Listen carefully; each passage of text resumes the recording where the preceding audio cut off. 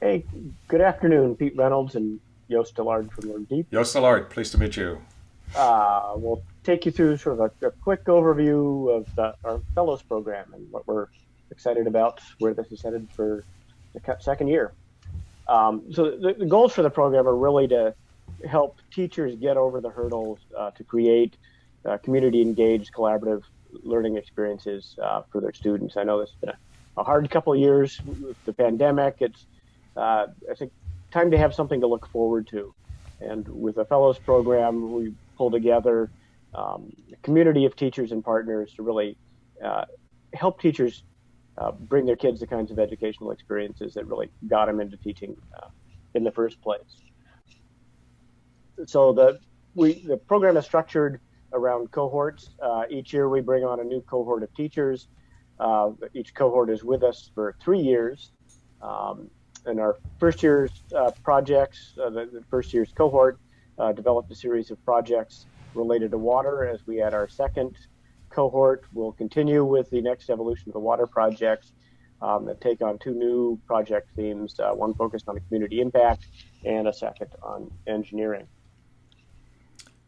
The process for the program, we'll do a kickoff and ideation session with the fellows and partners in early May. We leave most of the summer open for fellows so that they can take advantage of professional development opportunities that can help inform how they think about the project. We'll be putting some of those together. Our partners will have some offerings as well. It's really just a chance to dig in a little deeper before getting into what's really a key piece of the process, which is our STEM Studio Design Workshop. That's where we have the fellows and for 2 weeks, last week of July, first week of August, down at MSOE STEM Center. They work with community partners to envision what these projects, learning experiences might look like, where partners can plug in, how things tie back to curriculum standards, what are the opportunities for getting students engaged out in the community with the partners, whether it's higher ed industry or nonprofits. And then the framework that we look to put together with the fellows really covers a project experience that can last most of the year. Typically, that would kick off in October and wrap up in April. So it's a long-term uh, ongoing project with the idea that we want both teachers and students to have the chance to interact with program partners on multiple occasions so they can build the relationships out in the community to do more of this work. And before you move, or if you can go back just a second, Yeah. I noticed if you're taking notes on the dates that are on this slide, I noticed that the STEM Studio dates are not quite correct. It's actually July 25th through August 5th. So, The taking on real world project, there's some effort involved in that. And it can seem daunting if you're a teacher working alone trying to um, reach out and connect with folks to pull something off for your kids. So the fellows program is really designed to reduce or eliminate the barriers that you might have working alone. So we start with a stipend for the fellows to recognize their time commitment to the program. We also have a budget for resources and materials that each fellow can apply towards running the project within their school. We've got a number of community partners lined up who are more than eager to look for opportunities to support the project.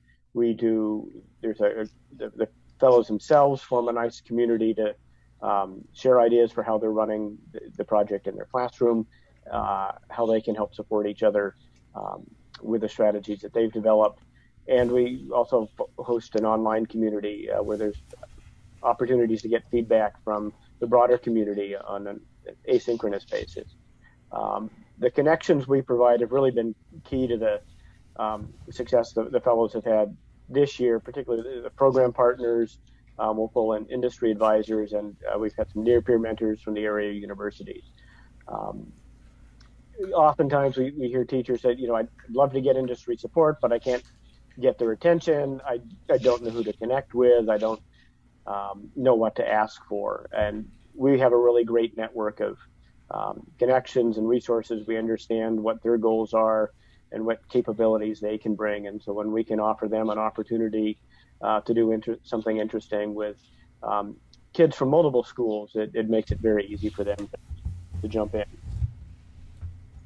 The partner list that we have at this point going in, we recently added Harley Davidson as a new industrial partner in the program. But we go after, where do we want to see opportunities for kids? We want them to be able to connect in industry, understand what careers are out there for folks, understand what these different careers look like, what people are doing day to day. The universities have a tremendous number of resources. They've got students who need service learning projects. They're looking for opportunities to connect down into K-12 to build awareness of the programs they offer and what they can do. There's a number of different ways that the higher ed partners participate. And then the nonprofit partners in the community who either have expertise in delivering programming to K-12 students or have issues of concern where they greatly appreciate the work that students can bring to build awareness for the issues that they care about. As an example of some of the support that partners have provided with the current cohort of fellows, we did a number of water testing field experiences with a number of the nonprofit partners. We have another set that's been providing engineering training and equipment to support those projects. One of the first water project involved exposing kids to the breadth of careers that touch on water in different ways. And we were able to pull together for the teachers a number of folks in a broad range of careers to talk to students about the work that they do and what clean water means to them, bring their perspective into the students' understanding of the importance of water to the community, and regardless of where it's coming from. Right, and this, Pete, this may be important to point out that, yes, this is a set of partners that worked with us specifically on the water projects. We're going to, and we're in the process of recruiting nonprofits and others like this to do work like this for the engineering projects and as well as for the community impact projects. So this is one of our strengths, is to pull these companies together, these organizations together in support of the teachers wanting to do more hands-on work with their students. Yeah, and I think as you'll see in the fellows application, there are a number of potential topics that we might touch on the community engagement, on the water side, or on engineering. These are all teacher-driven projects. So the projects that come out of the design session will be what the fellows want to pursue that aligns with their passions. And then our role is to line up the community partners that can really support that work. So depending on the engineering challenge, depending on the community impact challenge, depending on where the next evolution of the water programming goes, we'll line up partners that can really support that work and add a rich experience for the students. And the student experience is one thing, but the other thing that's been of great value to the fellows is really the opportunity for them to get some experience beyond the classroom. So the Badger Meters water quality folks set up a site visit for the fellows teachers so they could see firsthand, talked with the director and his staff on how do they approach water testing devices, what's important to them, how are they doing real-time monitoring of water quality. And that was a great setup for the teachers to have a much better understanding when they asked their kids to start looking at water quality testing devices. Gearbox Labs, which provides training and with working with Arduino boards and Internet of Things sensors, worked with Northwestern Mutual and MSOE to set up some free training on their tools and curriculum that can support the work that the fellows were doing. Our fellows have been invited to the WSSD, Wisconsin Science Teachers Conference in April. The Department of Public Instruction has had an inquiry-based water challenge that they posed sort of statewide, and what they're really excited about the fellows work is that they've been able to bring a local context to that, plus that leverage in a really effective way the community partners to help bring that to life. So our fellows will be at that conference talking a bit about the work that they've done. And then the last piece is really the participation in the Collab Lab. So that's a monthly workshop discussion series we've been running for the last 6 years. We bring K-12 educators together with community partners from higher ed, industry, nonprofits around different topics related to engaging kids in meaningful collaborative work, looking for opportunities to do that, and as well as exploring some of the issues that come up along the way. So in those sessions, we have opportunities to explore issues and ideas that are of interest to the fellows, but they also get then feedback from educators that aren't part of the fellows program, from additional community partners who may not be formal program partners with the fellows, but they like what we're doing, they are interested in the topic at hand. So it's a way to help build out each teacher's network of contacts that out in the community.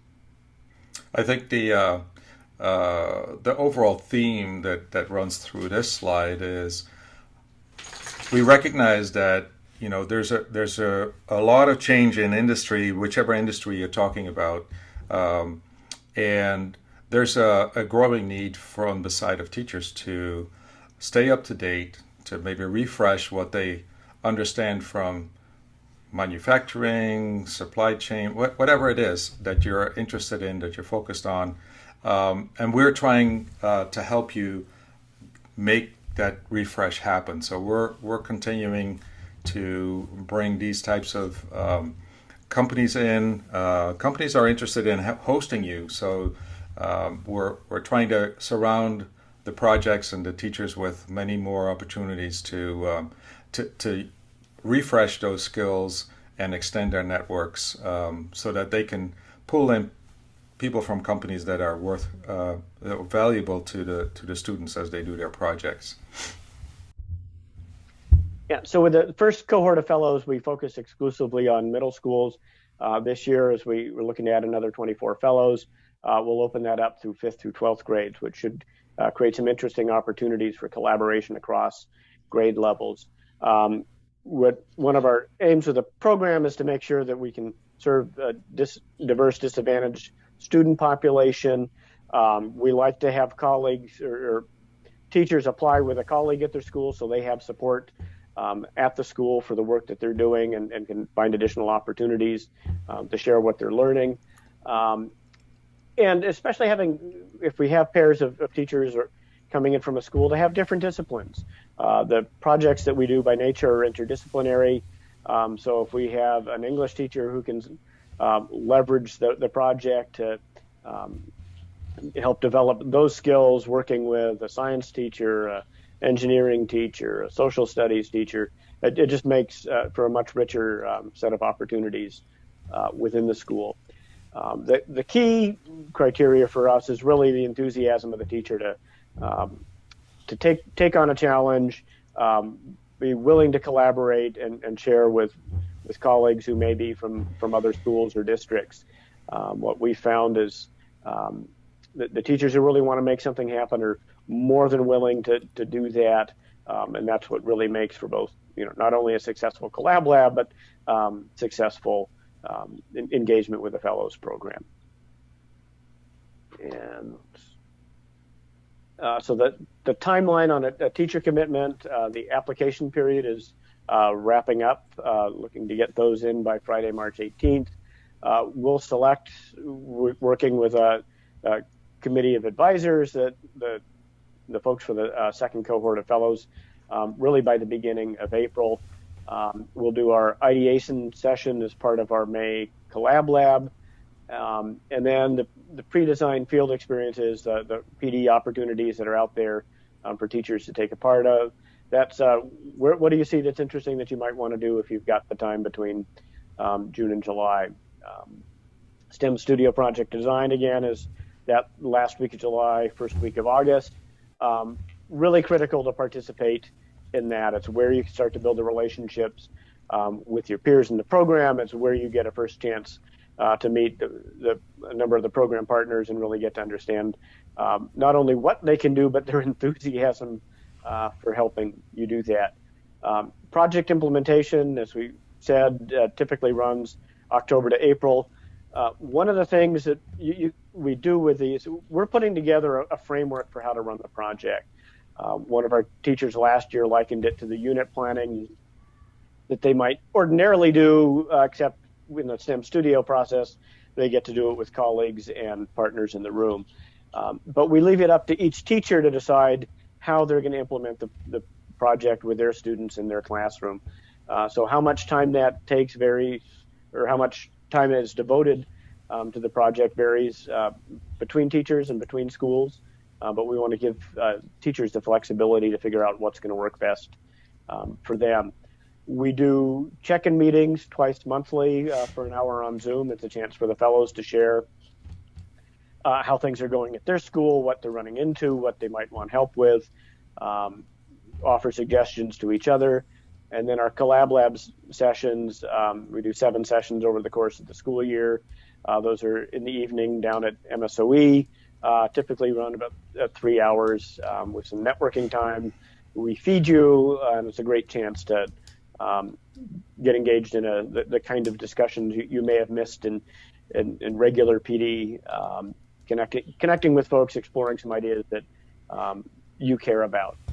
And then we'll wrap up the year with a debrief session. So we want to take what we've learned implementing each of these the projects this year, understand how we might want to adjust as we go forward in the next year, and how we might set up the project for a teacher who's not a fellow to perhaps take a part of and work with their students. So we're trying to build a catalog of opportunities for students that are really sort of built and driven and tested by the fellows, but that can continue to reach out and help more Milwaukee students get the kind of experiences we want for them. And Yost, anything else? No, I think that's a good overview of what the Fellows Program offers you. A bit of a timeline, your commitments. Just want to reiterate the deadline coming up if you're interested. The 18th of March is this Friday. We have a preview of the form available if you want to read through that. The actual application is online in a Google Doc, so we ask you to fill that out, and then we'll have the selection committee look at that and make decisions about who gets accepted into the program. I just wanted to, maybe as an overall, we and all of our partners are trying to create opportunities for students to explore what their talents are and what they're interested in, the career direction they may want to go, but also learn the skills that all of the employers are looking for once the kids come out of high schools, maybe college of some type. But in order for that to happen, we recognize that you need to get the practice opportunity to figure out how you can guide your students through that.